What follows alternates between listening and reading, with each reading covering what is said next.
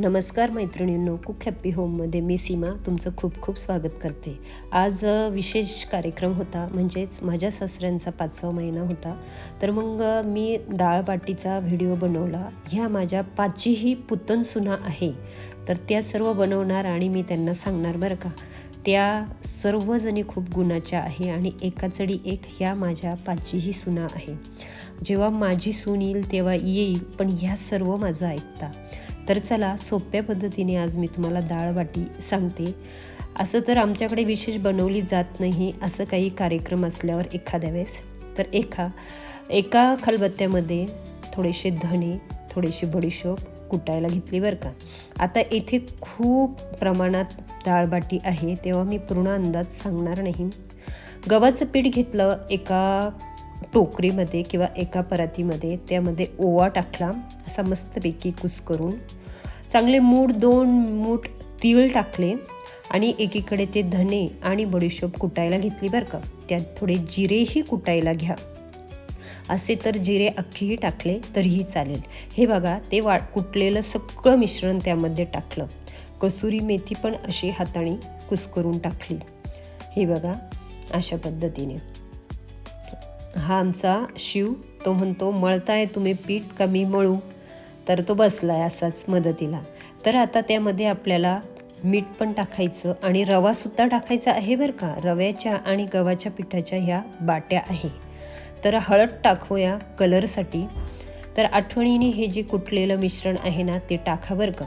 हे बघा, तर त्या मिश्रणात मसाला जास्त झाला, म्हणूनच माझ्या एका सुनेने थोडंसं पीठ जास्त घेतलं गव्हाचं।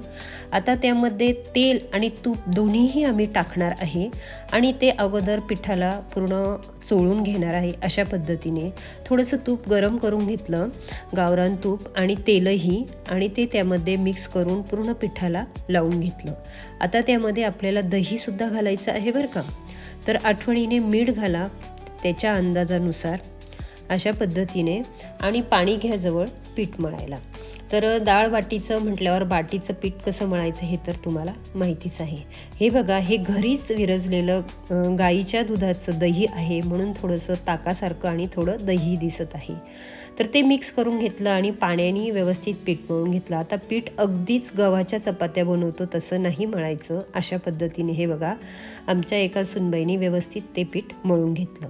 आता काही सुना लगेच त्या बाट्या करायला बसल्या। आता कोण गोल असं बनवतं, अगदी आपण पुरण भरतो तशी वाटी बनवतं, तर कोण अशा पद्धतीने, प्रत्येकाच्या वेगवेगळी पद्धत। आता अर्थात 5 सुना 6वी सासू यांचे 6 मतं पडणारच ना, मग कोण कसं पण खूप छान झाल्यावर का या डाळबाट्या अगदी सोप्या पद्धतीने। इथे आम्ही मक्याचं पीठ अजिबात वापरलेलं नाही, फक्त रवा आणि गव्हाचं पीठ, आणि कधीही जर बनवायच्या ठरल्या तर असंच बनवतो, मका हा वापरतच नाही सहसा।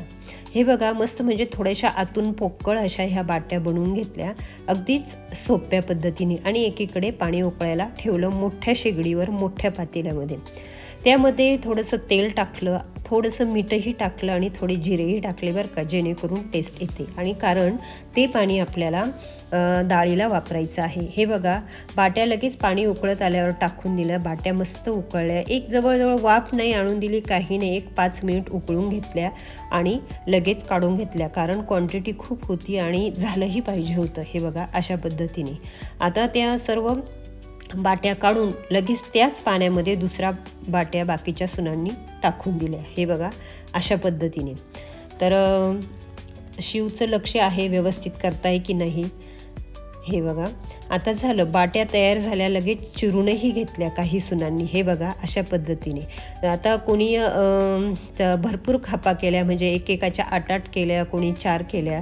तुम्हाला परत एकदा सांगते की सर्वांची मतं वेगवेगळी असतात। अर्थात त्यांच्या म्हणजे 5ही सुनांच्या सासाही होत्या, दोघीजणी, त्याही तिथं होत्या, पण जास्ती करून मी सांगायला आणि ह्या बाकीच्या करायला असंच होतं। हे बघा, हे डाळीचं मिश्रण आहे, त्यामध्ये 3-4 प्रकारच्या डाळी आणि मसाले घालून मस्त असं डाळ बनवली। अतिशय सुंदर झाली ती सुद्धा, अगदीच सांबारपेक्षाही भारी। हे बघा अशा पद्धतीने. तर त्याची रेसिपी मी नंतर दाखवेल कारण व्हिडिओ मोठा होतो. मस्त असं झालं, घरात खूप सुगंध सुटला. आता बाकीच्या 2 सुनांनी लगेच बाट्या तळायला घेतल्या. हे बघा अशा पद्धतीने भरपूर टोकरीभर तळून घेतल्या. सहसा आम्ही ॲल्युमिनियम वापरत नाही, पण आता जास्त पदार्थ बनवायचं म्हटल्यावर वापरायलाच लागतं. बघा किती खुसखुशीत अशी बाटी झालेली आहे. आणि चला लगेच वाढूनही घ्यायचं आहे. पहिल्यांदा बाबांना नैवेद्य दाखवायचं आहे आणि मग स्वतःला घ्यायचं, पाहुण्यांना द्यायचं. तेव्हा नक्की एकदा अशा पद्धतीने डाळबाटी बनवून बघा. कशी वाटली रेसिपी सांगा. पहिल्यांदाच मी सुद्धा ही बनवली, पण खूप आवडली. तेव्हा चांगले चांगले खा, मस्त राहा, माझे व्हिडिओ बघत राहा. मी पुन्हा एक नवीन रेसिपी घेऊन